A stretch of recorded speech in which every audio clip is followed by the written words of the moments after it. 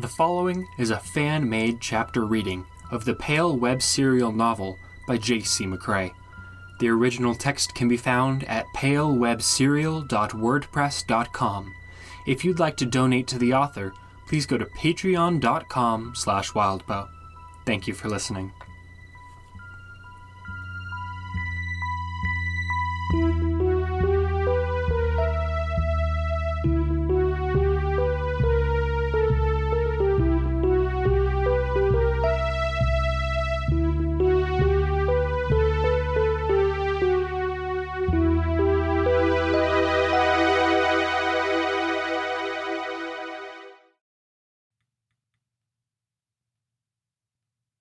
Vanishing Points 8.4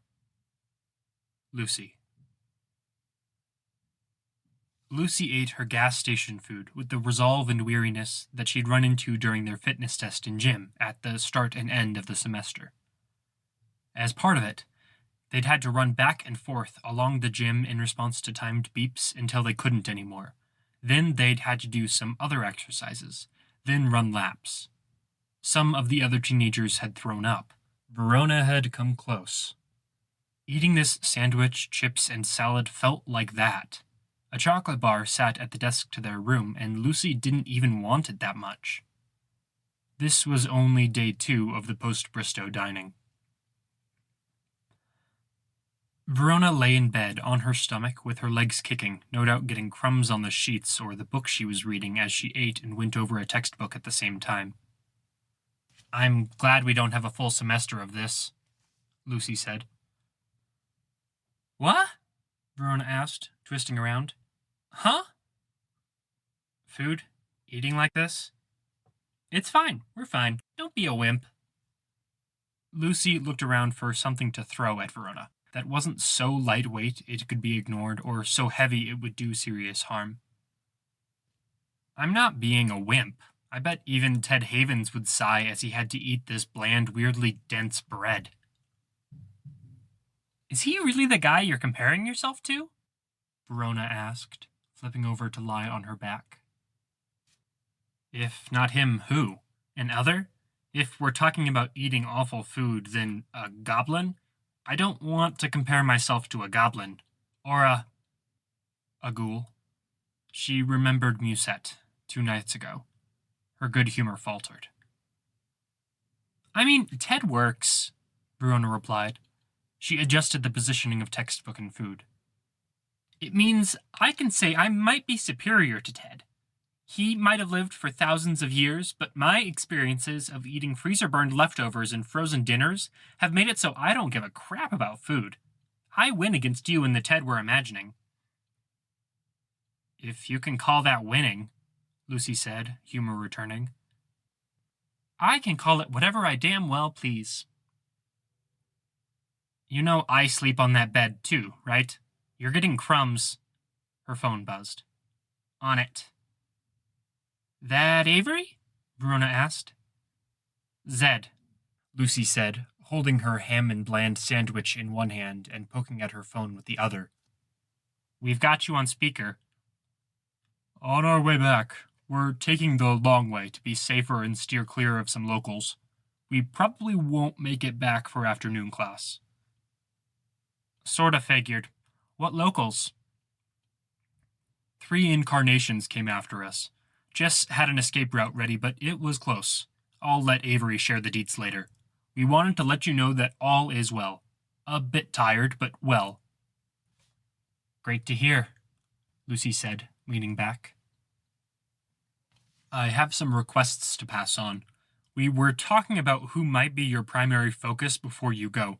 My advice was that you might want to focus on those who would actually take the time and make the effort, ignoring everyone who might be powerful and upset, but ultimately irrelevant once they go home."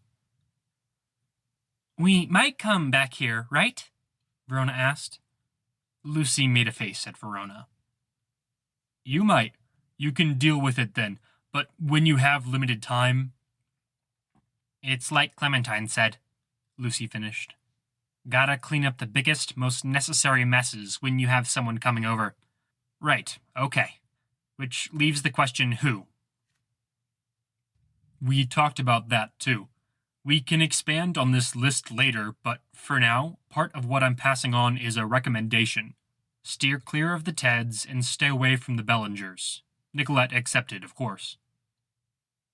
Bellingers are weirdly positioned right now.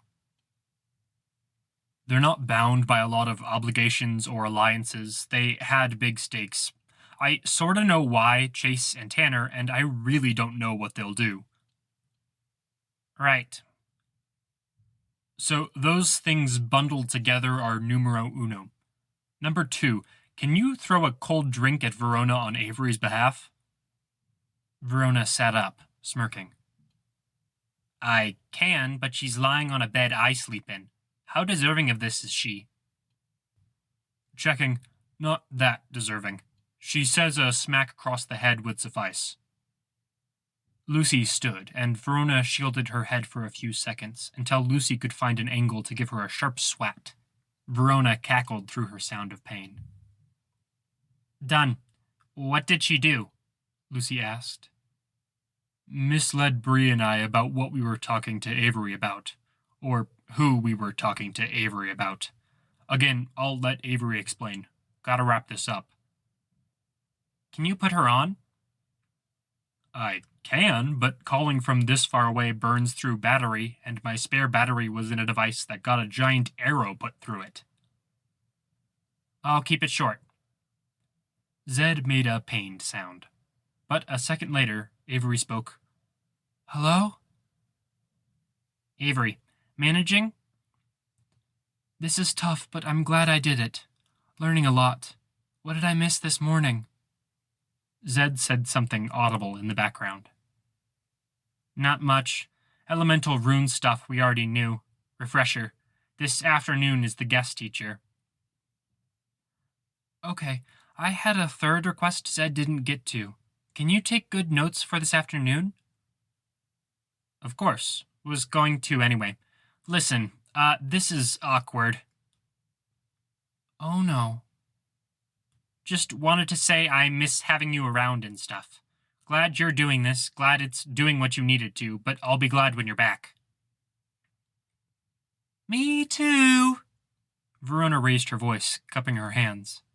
Avery, we love you. Snowdrop too. There was a hiccup of a chuckle from Avery's end in response that suggested she'd heard. Now, unless there's more Zed wanted, you should hang up, Lucy said, stern. Leave some charge on his magic battery in case of emergency. Yep, Avery said. There was a pause. Thanks. Means a lot. Then it went silent. Recharging herself? Verona asked. Sure, and I wanted to make sure she knows. Cool. Lucy slid the phone around the desk a bit, poking at it to check other messages. Her last message from her mom was that thing about Verona's dad. Matthew had sent a short list of who they'd invited in, why, and the rules they'd put into place to keep things manageable with the influx. Something to think about more seriously later, when they were heading home. It was a long drive, they'd be able to talk it over then. Lucy finished her sandwich, wet a napkin, and cleaned up the desk of crumbs. Then, after weighing the options of saving the chocolate bar for later, knowing the opossum or one of her roommates might get it, decided to eat it. With her earring, she could hear the sound of doors opening and closing, and footsteps in the hallway. She checked the time. Want to go learn about elementals? Lucy asked. Verona nodded. It was tough, heading out into the hallway. The eyes that were immediately on her, combined with the fact that they were in the room at the far end of the hallway, so a lot of those eyes that were staring at her were between her and the room they were walking to. Something she had to walk into and through. She could see Liberty in that crowd, not smiling, and she could recall the warning they'd just got. The fact it was tough, weirdly, was the worst thing about it.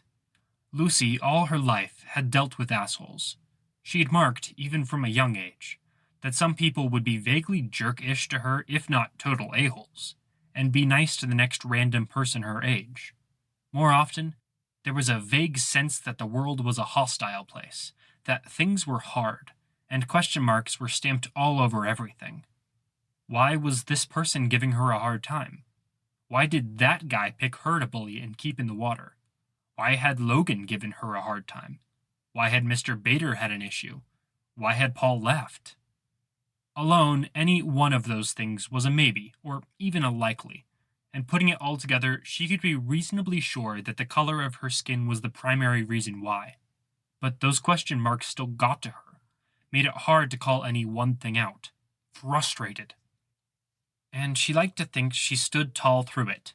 She picked her clothes with care, she learned hair and makeup through 100 hours of tutorials and videos, was still learning. She called out what she could and she didn't let stuff slide. It made this hard. When she was tired and she'd just eaten a lunch that had supplied basic nutrition and less than zero joy. When she'd seen violence very real, a man's head cracked open, just nights ago, and hadn't slept great ever since.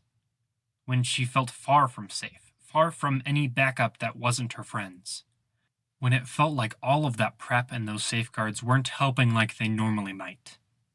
When she didn't feel like she was standing tall, emotionally. Verona nudged her. Lucy looked over at her friend. Come on. Some of the students who'd left during the event still hadn't returned. The Driscolls, Scobie, Rosum, but at the same time, the fact that there was only one option for classes meant that everyone was heading in the same direction, albeit at different speeds. They didn't really enter the bigger group so much as they got absorbed by the stragglers. They reached the student lounge and the slight bottleneck as other teenagers stopped and figured out where they were sitting. Lucy leaned against the wall and looked over to where Saul Ferguson sat in the lounge. He looked restless, but he didn't rise to his feet either. How are you doing, Saul? Lucy asked. Not looking forward to this afternoon, he said. Redundant? Verona asked. Elementals class, and you're the elemental explosion guy. That too, he said. He stood, making grumbling sounds, and stretched. She remembered reading the student guide and feeling sorry for Saul, the only 12-year-old, a bit too young to fit in among the teenagers, pushed into a younger age group by the fact his roommate was 10. But he was Lucy's height, lanky, with superfine blonde hair that looked a bit like it was always suffering from bedhead or light static. He'd put some gel or something in it, but he did that thing that guys did when they were first doing their hair, and concentrated on the parts at the front that they saw when they were looking in the mirror, ignoring the back. He was wearing a shirt with a stylized graffiti orange-on-black pattern on it, and he had tattoos on his hands, a half circle on each hand, each filled with diagram stuff. If there were students out there who weren't glaring at them or hating them for intervening like they had, then Lucy wanted to use that.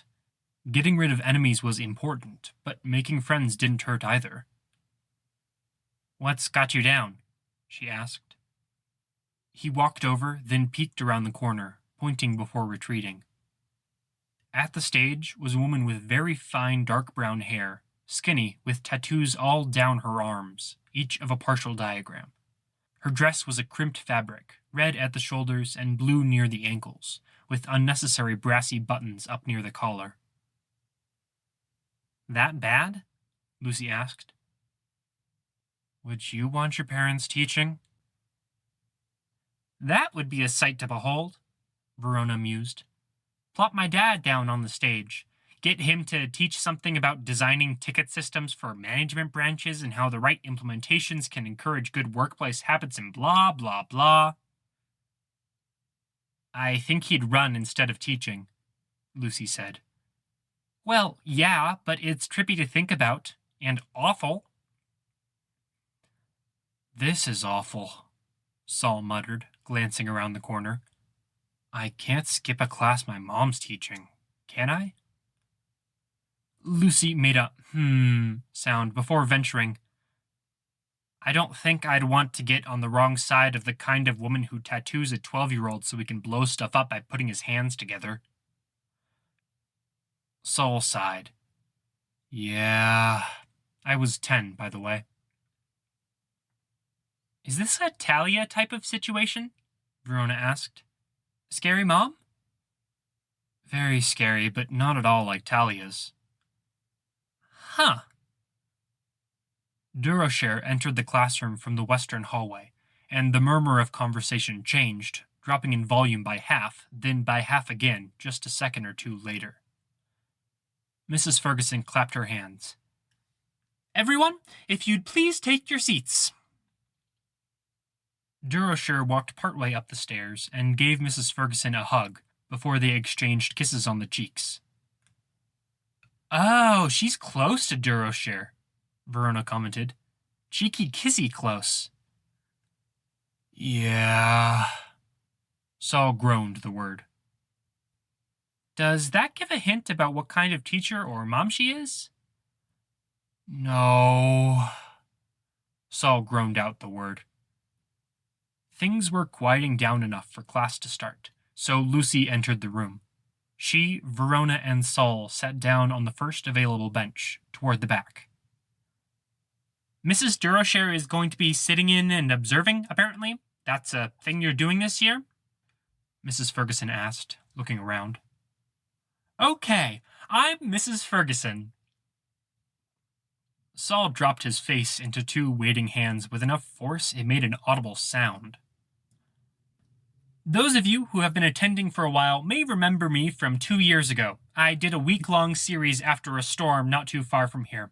I'm a career elementalist, semi-retired adventurer-explorer, mercenary, monster hunter, writer of 2 textbooks, consultant for police on weird events they'd rather not get involved with, and, of course, most challenging of all, I'm a mom. Saul lifted up his face and smacked it down again. Careful you don't, connect that diagram on your hands, Verona murmured. I'm tempted. This is the first year I get to teach a class with my son attending. Saul, where are you? Looking through the benches. Saul! Saul! Solarize Blaze Ferguson, I hope you're in this class. Saul sat up and put his hand up. There you are, his mom gushed. Come on, come up to the front. You can help with the class. I hope you haven't been having so much fun you've forgotten everything you know. Virtually every pair of eyes in the class was on Saul as he rose to his feet, circled around to the aisle, then walked down, head a little bent. Cringing a little, Lucy distracted herself by getting her book and pen out. I, Mrs. Ferguson said, touching the edge of her palm to a partial diagram on her arm. A violent blast of wind scattered papers all across the room, made students lose their pens and pencils, and made pages flip in books and notebooks that sat open throughout the retrofitted church. Love! She touched another portion of her arm. A geyser of flame shot through the middle of the room, over the heads of students who were already ducking low. Elemental practice! The third point of contact produced a spray of water. Droplets reached Lucy, moisture dotting the page she had just opened. Mrs. Ferguson touched a point near her wrist, then drew her hand up her arm. White lines spelled out more diagram, spreading up to the shoulder, and with them, lightning crackled out around her. She touched a point at her shoulder, and it all fizzled out. Students flinched as she switched hands, touching her right arm with her left hand instead of her left arm with her right hand. A humanoid figure made of light flickered into existence. I love elementals, Mrs. Ferguson said, smiling all the while. She turned to the other. Stay put. The figure, mid-step, hesitated, then planted its feet, remaining still. Shamanistic practices are struggling with a modern paradigm shift. Technomancy is modern but has no roots. But elemental practices have been around from an early era, and we're still going strong today. We may even be stronger. Yay for global warming, am I right, Saul, baby? Yeah. Saul stood with his back to the stage, his mother a few feet behind him. He sounded and looked like he wanted to die. As mankind harnesses the elements, earth, air, fire, water, and all of the derivative elements like electricity, cold, smoke, wood, and iron, the others change. In my grandmother's generation, it was more common for elementals to resemble animals, but now they resemble men and women, old and young. The balances of power change as electricity reigns triumphant. They take on new flavors. Polluted water, radiation, acid rain. Elementals are exciting. If the enthusiasm and forced charm were painful enough to make Lucy's teeth hurt, the current state of Saul was something of an antidote. Some say elementals are indistinguishable from spirits, but this isn't correct. Elementals and elemental practices are the work the spiritual does, channeled through strict physical laws, making contact, sometimes violent contact, with our world. Spirits govern, but elementals are the doers. It is an ex-corporate school of practice. What does that mean, Solace? Make stuff, Saul answered. Don't be sullen. Come on, up on stage. Come on, don't make everyone wait. Up. You couldn't have combed your hair. Saul shrugged. I've missed you, honey, she told him, reaching up to sort out the gelled locks of hair at the front of his hairline. Saul gave the room of students sitting in the benches a sidelong look. Ex-corporate, full sentence, please. The schools that can take power and make stuff. There are a lot of schools that can take power and make stuff. How is it different from enchanting objects or creating a ward? Out of thin air? Yes, out of thin air. Or, more technically, from us, our bodies, our power. Ex-corporate forces include elemental, echoes, and celestial bodies. They're easiest to bind, banish, and create when we have a mind to. But with elemental practice, while it's very easy to use, it hits much harder than the echo you'd get with the same power expenditure. If you have a source of elemental energy, or an elemental other that you have bound and available to tap, then it's easy to draw on for raw power. It's excellent for offense and defense in a pinch. It's versatile, and at its best, it can be awe-inspiring in strength. Which raises the question, why isn't everyone using it? A few seconds of silence passed. Then, as students realized it wasn't a rhetorical question, they glanced around. Nobody seemed to want to volunteer an answer.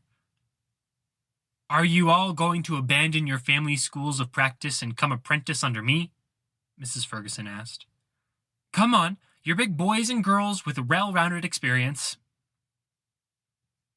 Lucy had no idea what the answer was, but she saw Verona squirm and start to raise her hand, and took a hold of Verona's wrist, putting the hand back down.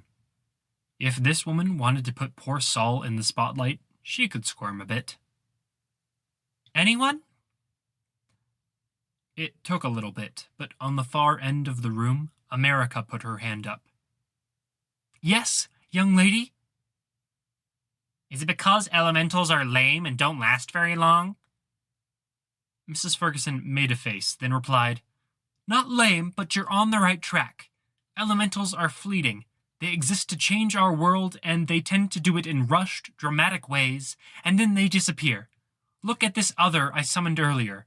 Light and heat energy, and it's already faltering. The other did look dimmer than before, and it crouched a bit. Effective elementalist practice requires that we, sometimes literally, must catch lightning in a bottle. To be in the right place at the right time, to have the right things on hand, and to act fast when that other or general elemental manifestation is actively tearing up your surroundings, setting them on fire or flooding the ground you'd want to draw a diagram on. The goal is then to find a home for the elemental, a hallow or a positive environment that keeps them in one position, and this isn't as simple as you might imagine. She walked over to the side of the stage, got a case, and lifted it to a lectern. She popped open the case, grabbed some papers, then handed them to Saul, who looked a bit shell-shocked in the moment. Our summoned friend at the side of the stage. Would you invigorate it? Saul looked over at the dimming spirit and then down at the paper. No pressure, really, she told him, putting hands on his shoulders from behind him, while the eyes of every student present pressured him. but don't let it go out while you're reading. Saul frowned, looking up, then back down. What am I? Saul has a list of entities I've collected and bound, all of which are in the case. These are other excorporate others, vestiges, echoes, spirits, and even a cracked cherubim. Creating a bright light or lighting up the area isn't quite enough to invigorate the elemental other. Elementals come through environment, strike and leave through environment, and the wrong trigger would cause it to burn its power and then break into constituent elements, going back to the spirit and physical spaces from whence it came. We need a container. I don't know, Saul told her. Is it this one? She looked over his shoulder, frowned, then said, Don't ask me. Have you been keeping up with the reading over your school break here? Some. Then if you don't know, it's your own fault. Figure it out now. It's dying, by the way. Saul's posture was rigid as he read through the page, turned it over, and then read the list on the back. He put the paper down, went to the case, and stood on his toes to peer over the lip before reaching in. He lifted out an ID card on a cord and then held it at arm's length. He looked to his mom, who gave no indication of whether the choice was right. The ID card twitched and pulled like something was hauling on it, or it was in a violent wind that nobody else experienced. Ahem. He cleared his throat. Willie Cohen, night guard. He snapped, caught some teenagers sneaking into the property to use it as a skate park. It was a pair from a larger group that mocked him and always got away when he tried to confront them. He ambushed them and tortured them, bludgeoned them, breaking their legs, beat them around the heads until they were insensate, and then hurt them more. Dumped them into a dumpster. Pretty angry Echo. Saul's mother folded her arms. An Echo this angry is better termed a wraith. Nasty influences are mixed into it. You'll need to summon it. I know, I'm naming it as a prelude to summoning it. Safeguards? What are they teaching you at this school? Sorry, Marie, I know you try, but you're only one person. Durocher didn't say anything in response, watching. I'm a safeguard. His mother shrugged, arms still folded. Willie Cohen, I call you out. I hold your ID card and I release you. Go into this light, Saul said. The card twitched more violently, and then it began to shed shadow. An echo appeared, but it was a dense one. The edges were inconsistent, like it had caught outlines of other ways the head had turned or the arms had moved, and the midsection had gaps like it was missing organs or something had melted through it. The man was big, overweight, and looked about 5 times as mean as any human should. His face was shiny, his hair and beard wet and sticking to his head like he was in heavy rain. Lights throughout the room flickered, some going out. Most of the light that filtered in was through blue-tinted windows, but the man didn't take on any of that hue. I'm pretty disappointed, Saul, Mrs. Ferguson said. I thought... Carry on, Saul, Durocher spoke up. Saul turned. He held up his hands, keeping them a few inches apart. The light, Willie, now. The figure twisted, turned, and set its sights on the dimming elemental of heat and light. It marched forward, pulling out a flashlight that was about a foot long and all metal, thwacking it against palm audibly. Lights flickered more violently as the man closed the distance, reaching out with one fist to grab the elemental by the neck. It glowed, flashed, and then flowed up the wraith's arm. The flashlight the wraith held turned on, then turned bright, and the wraith's eyes lit up. It grew, visibly, by about half a foot, and that twisted, gap-filled mess in its midsection started to have light that emanated at the edges. The wraith turned, looking at the assembled students, and its eyes were like searchlights, casting out light into the gloom. Faint light shone within its mouth. That was not the choice I wanted you to make, Saul baby. It wasn't the right answer, Miss Durocher said, reclining on the stairs that led up to the left side of the stage. But it's a right answer. I hear you, Marie, and I disagree. If you have a multiple choice question, you'll only get the point if you pick the most correct answer. There was another choice that was far more elegant, efficient, and economical than using a hard-to-acquire wraith. What was your thought process, Saul? Mr. Usher asked. That a security guard working an evening shift would have ways to see at night, like a flashlight or a headlamp. You were right. Good job. Now please don't let it kill my students. The wraith set its sights on a corner of the seated class. The lights flickered, and when they came back on, the wraith was right next to some students sitting on a bench. Back! Saul shouted, his voice high as he held up the ID card. Here! The lights flickered, and the wraith appeared behind Saul. He turned around as it lifted up the flashlight to use as a bludgeon, and then pressed the sides of his hand together, completing the diagram there. A rolling explosion blasted the wraith's head and shoulder off. The flashlight hit the ground without bouncing, a leaden weight that produced an echoing boom on striking floorboards. Saul thrust the ID card into the remains of the wraith. The darkness with glimmers of flickering light threaded through, and it leached into the ID card. Mr. Usher stood, walked up the stairs, and went to the shelving units at the back. The ID card wasn't taking in all of the darkness. It began to creep along Saul's arm. Honey, no, Mrs. Ferguson said, sounding exasperated. I guess you're only 12 after all. Saul looked more annoyed at her than the wraith that was slipping its binding. Miss Durasher walked over to Saul, carrying a flashlight that resembled what the other had held, metal and long. Saul took it, and, hesitating for a second, wrapped the lanyard and laminated ID card around it. The card struggled every step of the way, moving of its own volition. Authority, Saul. Durasher's voice was quiet, but Lucy could hear with the earring. Then again, it was Durasher speaking, so maybe everyone heard. Exercise yourself. In! Saul raised his voice. I don't want you. Get in! Willie doesn't like youths, Mrs. Ferguson told Durasher. Too bad for Willie, Durasher said. The wraith didn't look like it was going to listen, but gradually it gave way. Lucy wasn't sure, but Durasher standing as close as she was might have been a factor. The flashlight flickered, casting a red-tinted light, then went dark. The lanyard and card stopped whipping around. Saul huffed out a sigh. A little scary, baby? Mrs. Ferguson asked. I'm sorry, I asked too much of you. If Mrs. Durasher hadn't been here, what would you have done? More explosions. While it's crawling all over you? The lesson, Mrs. Durasher said, putting a hand briefly on Saul's shoulder before returning to her seat on the stairs. Mrs. Ferguson beamed. Yes, we were talking about hallows and homes for elementals.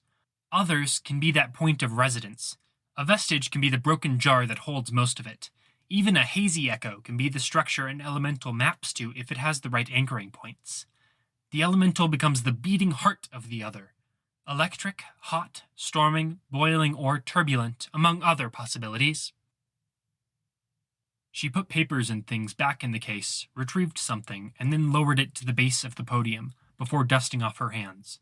She held up objects. Objects may become inadvertent homes if they meet the right requirements. Whatever force created or currently holds the other might have less grip on the other than the new object. Here is where we war with the environment, and where they protect themselves. I have here a taser, rusty and ulcerating from a leaking battery. It holds a strong other and a lot of power. To capture that elemental, I had to deal with downed power lines, wiring tearing itself from walls, and arcs of electricity dancing through hallways. Electricity that did not always follow normal rules. Every bit of chaos it could create was something that kept it present, while also giving it an escape route. This device was used to murder 3 individuals. Ostensibly non-lethal and not very impressive, it had weight. That weight mattered more than the state of the building in the electrical storms, and the elemental found its home. She held up a blasted chunk of what might have been a radiator. This gained its meaning and momentum through violence. An explosion punched it through the head of the hallow of a steam elemental. Destructive force can be its own force, but it only worked because this chunk of metal had an affinity for the steam. She walked back to the podium, setting things down. The taser sparked. Third, if we're talking about background parts of an elemental, we need to talk about realms. The realm we assign to elementals are known as capital S storms. Mrs. Durashare, did Raymond set it up? There's a remote on the shelf inside the stand. Mrs. Ferguson bent down, checked the stand that was set up at the front of the stage for notes, luggage cases, and display, and pulled out a remote. She clicked. The lights went out again, and the room took on a red haze, with no particular light source. Dark clouds floated where the ceiling should be. Smoke rolled, and lines of white light buzzed, cracked, and arced as they held the shape of electrical towers and power lines, standing out visibly against that backdrop of choking red and black. There was an audible electrical hum. Like elementals, the storms are fleeting, intense, exceedingly valuable and powerful, and very hard to deal with. Lightning struck, making nearly everyone jump out of their seats. A second later, more lightning hit, and this bolt not only rocked the room, floor, and the people sitting, but it traveled, digging a trench along ground that left ruined dirt in its wake, that dirt arcing and cracking with its own residual energy. The ground looked like it was melting, like there was nothing that solid about it. An ozone burning smell filled the air, prompting some students to cough. It takes preparation to survive even a few minutes in a real, unsimulated storm. They tend to emphasize one element. They arise when a great many elementals gather and die at once, or when a powerful elemental comes into being. Then they pass. You could draw comparisons to a hurricane. When they last for any meaningful length of time, they often, like elementals, have something they root themselves to. One tree that's been struck by lightning enough times, one building, one object. In an ideal case, an elementalist will want to get to the storm itself, well prepared, and harvest it for power. If achieved, this can elevate a family dramatically. Most often, we harvest the power after. Tapping a storm, a few good harvests, or one strong elemental caught like lightning in a bottle are things great elementalist families and circles have managed. The storm grew more intense as she talked. Figures as tall as the skeletal structures holding up the power lines remained like electrical giants in the wake of some of the blasts, darting around. She had to shout as the sound got especially loud. She clicked the button. The ghostly white image of the power lines, the red sky, and the black clouds faded, even though the ozone smell lingered. The walls melted like wax, fire licking them, and smoke rolled up. At times, the wax melted into smoke and rose up. Other times, the smoke seemed to get heavy with the chemicals or heavier materials in the smoke and rolled down the walls. Colors ranged from pink to green to yellow, but the tones of fire were dominant. A single metal chair glowed white-hot at the side of the stage. Echoes entered the area and ignited, taking on power like the night security guard had. Growing in size, ferocity, with energy burning within. Random objects ignited and became intense blazes. The only thing missing was the actual heat. Lucy reached out for a blob of melting wall, and her hand passed right through it. Another storm! This is terrific, Marie! Raymond's work? Did he model them off of a real storm? I don't know. He is good, isn't he? Durashare asked. Storms will keep going because they turn inward. Winds will loop inward instead of venting out. Fires will focus toward the interior of a structure instead of spreading. They can cover wide areas, enough to include a small settlement, but they can be as small as a single building. It often requires something catastrophic. This is, at the most extreme end, the uppermost tier of elemental power. The things that live and are comfortable in storms are akin to deities, but as fleeting as their storm. We don't know how many live for a few hours or a day, and how many recede into other territories or realms, waiting for another storm to wake them up before they emerge there. Now, is there a student named Raquel present? Raquel Musser? Heads of students around the room turned. Even if nobody actually pointed, the sheer number of eyes that fixed on Raquel made it pretty darn clear that there was. Would you come up on stage, dear? Mrs. Ferguson asked. Raquel rose to her feet, and because she was closest to Miss Durocher, had to slip past the woman who sat on the stairs to get to the stage. I'd like to get to know my friend's schoolmates and friends. I've heard your name. I'd like your help for the demonstration, if you please. We've never really talked, but I'll help out, Raquel said, wincing a bit at the fake image of the storm that decorated the classroom. Lucy felt that Saul was doing a commendable job, holding a poker face and simultaneously looking like he wanted to hurl himself face first off the stage. Subtle body language and a frozen expression. At the very opposite end to the storm, we have another vessel for the elements, and it's one that is critical to master if we're to direct the elements, make good use of celestial and crude elemental diagrams, or even host the elementals in our own bodies for brief periods of time to channel power or withstand a storm such as the one depicted now. The human body. You are a very pretty young lady, Raquel. You seem to be in good health. Fit? Saul? Saul looked at his mother with that frozen poker face and those dead eyes. All of us, in ways both subtle and obvious, have slight affinities for certain elements. Sometimes we even give it away. I'd like to think I give very little away, Mrs. Ferguson, Raquel told her. If you'd face my son. Saul, stand here. Saul moved as ordered, facing Raquel on the stage. The storm continued to ravage the walls and turn the background into a flaming, psychedelic hellscape. Raquel stood with her hands clasped behind her back, ramrod straight, feet shoulder-width apart, her chin raised, staring Saul down.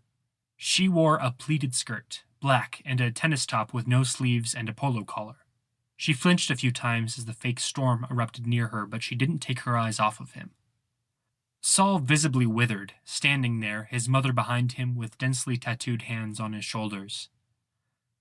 Describe her, his mother said. As detailed as possible now. Every little thing could be a sign of the elements and elementals she has affinity for. Do you know, by the way, Raquel? Have you worked it out for yourself? I have. Good, then that makes checking Saul's answers easier. Saul swallowed. Hurry up. If you take too long, we won't have time for everyone here to do practical exercises in the blasting field behind the school. Yeah, Raquel told Saul. Please hurry. This is awkward. The back door of the classroom opened, and Lucy nearly sagged in relief for Saul at this interruption. The poor damn kid. The figure was hidden by the holographic storm up until Durocher motioned and Mrs. Ferguson clicked the remote and dismissed everything. Lucy blinked a few times as her eyes adjusted to the change in scene. What's this interruption? Mrs. Ferguson asked, arch. Lucy's relief was short-lived. Verona's hand gripped her arm. Why Bellinger? Mrs. Durocher? Why asked. He didn't walk to her, but to the western hallway. Lucy had to lean back, almost falling over the bench, to see into that hallway and see Chase and Tanner. Nicolette was a ways behind, with Ray. She sat back down, more normally, and tucked hair behind her ear, her fingers finding spots to rest on her earring as she closed her eyes. Raymond. You found him? Why? No, it bothers me I can't. I started to look for other things. Financial connections, colleagues, people I know he knows who might have hidden him. I talked to the 3 skeptics at Sergeant Hall, thinking he might be in their company. Chase. That wouldn't explain the lack of a trail between here and there. Seems he did a good job of cleaning up the trail behind him. Why? He didn't. Hi, Mrs. Durocher. Durocher. What did you find? Why? I didn't. I went looking for his car today. Raymond. You asked for help on that. I found footage on traffic cameras. Can you hear? Verona whispered. Lucy nodded and held up a finger. At the front of the room, Saul stammered through the task his mother had given him. Why? Was the starting point. Thank you, Ray. The end point was I talked to authorities because practice wasn't getting us anywhere. I steered them in the right directions, paid a couple guys who weren't on duty to help me find my way around. The car was driven into a river. Tanner. He knows how to cover his tracks. Why? No, this wasn't him. The car interior was torched. I found his wallet and phone in the muck. His wand, too. Raymond, you think he's dead? Why? Have you tried to enter his domain? Raymond. Sealed. Nicolette. Sealed how? There are a lot of interpretations of that. Raymond. I haven't tried, frankly. I've had enough to do, and his security is good. Durocher. Go, Nicolette. Students through the room were chattering. Mrs. Ferguson's lesson wasn't getting a lot of traction. The woman raised her voice. Excuse me! They think Alexander might be dead, Lucy whispered to Verona, picking her words very carefully. Verona's eyes widened. Excuse me, thank you. I'd like to very deliberately ignore the events of this past week and focus on learning, please. Saul is making a commendable effort at describing the beautiful Miss Musser, noting she's dressed comfortably for warm weather. That leads us to natural body temperatures. Shut up! Nobody really cares about that, Fernanda declared. I think they found Alexander, and Y's like the only guy that's 100% in Alexander's corner. He didn't look happy, so something happened. Fernanda, for that matter, didn't look especially happy. Fernanda hadn't really taken a side in the whole back and forth thing, and she'd settled in the middle when they'd made their final play against Bristow. To go from that to being this unhappy? Nicolette. There were some wards and some security that were there like normal, but the door opened. It's a mess in there. Raymond. Define mess. Nicolette. Everything he brought in there is jumbled up together. Layout's different. This space is still important, but it's not. Raymond. It's not a domain anymore. Nicolette. No. Durocher. That confirms it. Dead or forsworn. The chatter was increasing in intensity as students discussed possibilities, and it was a lot of whispers for the eavesdropper's earring. Lucy ducked her head down, meeting Verona's eyes, but neither of them had anything to say. Any words they might have exchanged could be just as easily shared with a glance. Durocher stepped into the hallway, and the volume level dropped. Is he dead? America asked. We can't say anything for certain, but it does appear that way, Mrs. Durocher said. What the friggin' fuck? America raised her voice. Everyone had a reaction, and Lucy's eyes couldn't move fast enough to grab all of them. Fernanda staggering back to rest her back against a bookshelf, students who had been against Alexander who now looked spooked, students who had been for Alexander who now looked like they'd had something important ripped from them. She hadn't realized how much they'd cared. The image of Alexander lying in the mud with his head shattered and leaking sat in her mind's eye, big enough that it choked her throat and made it hard to breathe. She swallowed hard and felt Verona's hand on top of hers. Others followed behind Durocher, striding into the room. The Bellinger Circle, or ex-Bellinger Circle, and Raymond. Nicolette was late, but she was followed by Amin and Ulysse. We'll be calling an end to this class early, Raymond said. Please do not get up from your seats. This has been a fan-made chapter reading of the web serial Pale by J.C. McCrae, read by me, antaresgold. I use he, him pronouns. The original text can be found at palewebserial.wordpress.com. If you'd like to donate to the author, please go to patreon.com/wildbow.